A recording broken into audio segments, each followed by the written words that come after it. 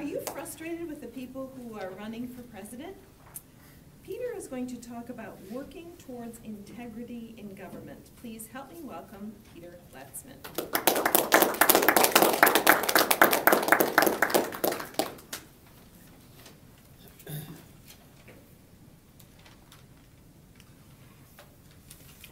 The state of integrity in government, your federal government, your state government, or your local government is an all-time low. The frustration, on the other hand, with government, the dissatisfaction with government is at an all-time high. Just take a look at the campaign for the highest elected office in the country. Did anybody hear the word integrity during the campaign or during this process? Has anybody heard about ethics in government during the whole process? I didn't, I haven't. Now let's take a look at some national statistics about integrity, the integrity scale of government officials, of elected officials, and those people who work in government.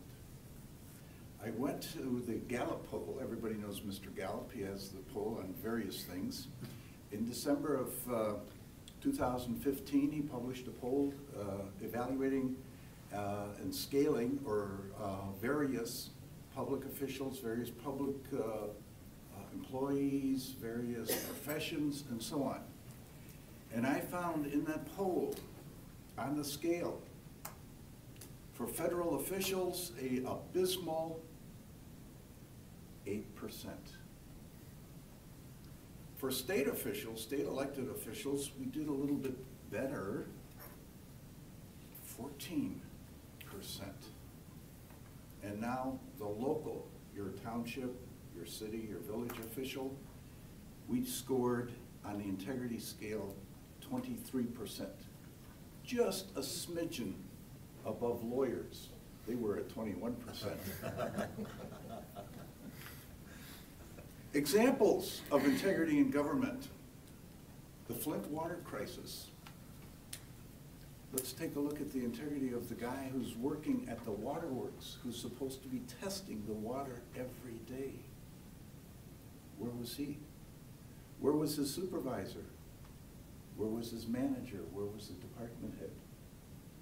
And then the state, who is supposed to regulate and oversee the water systems, Clean Water Act, where were they? And then the federal government. The only thing we heard from the federal government on that recently is that the regional director for the Clean Water program in the EPA, she resigned because of, we don't know why, but she resigned. So there is a need for integrity, it seems to me. So what is the concept of integrity, though? What are we talking about?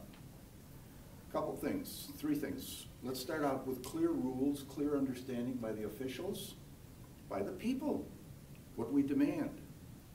Secondly, a sure and swift method of investigation and or enforcement of these integrity standards. And the third thing in integrity would be a quick, just, and equitable and proper determination to make sure that the guilties are guilty and the innocent are innocent. Today I just want to talk about the rules. There's too much to talk about for everything, but just the rules. And I did a little bit of research and I found Mr. Josephson, Mike Josephson, who was professor at Wayne State University many years ago, and made a lot of money and moved to California and started an institution called the Institution for Government Integrity, somewhere out on the ocean overlooking the birds and the seagulls and the sunsets and so on that I guess every rich lawyer wants to do. Anyway, Mr. Josephson came up with 5 essential elements, 5 essential rules of government integrity. And the first one that he offers is that the public office is a public trust to be used solely for the benefit of the public.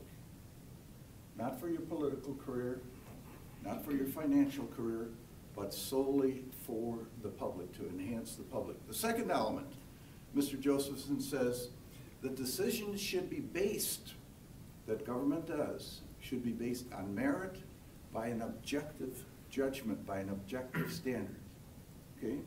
Not on nepotism, not on favoritism, not on conflicts of interest, but what is the best option, product, service that is available. The third thing Mr. Josephson says is that the public official has to be accountable. If you goof up, be prepared to pay the price. That may mean losing your job, may mean going to jail. But be prepared, be accountable for your actions.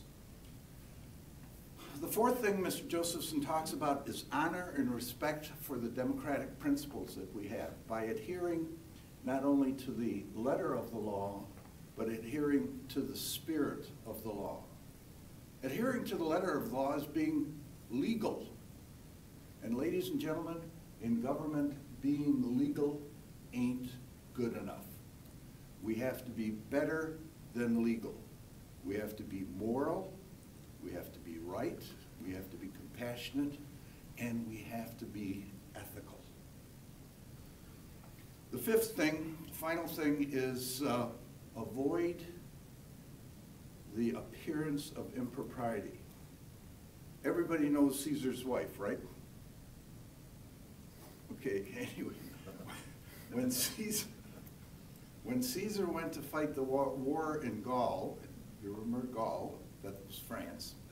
Anyway, when Caesar went to fight, Caesar's wife was advised by Caesar's advisor that she could not only do no wrong, but there could be no appearances of wrongdoing by her actions, by her conversation, by the people she visited and associated with. Appearance of impropriety. Is that too much of a standard for our public officials? I think not.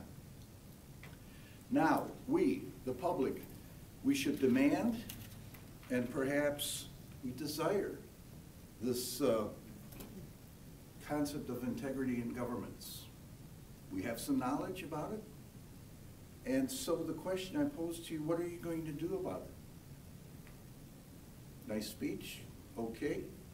I'll go home, take a nap. What are you going to do about it? A couple things you can do very quickly. Inquire local governments, inquire your nonprofits, your church, all sorts of organizations. Go to the city hall, go to the clerk and say, what is your standard of integrity? What is your ethical code? Take a look, see what they're being held up to. And then be satisfied that there's a system in place. And and even if there isn't a system in place, attend public meetings. Look over the shoulder of your government officials.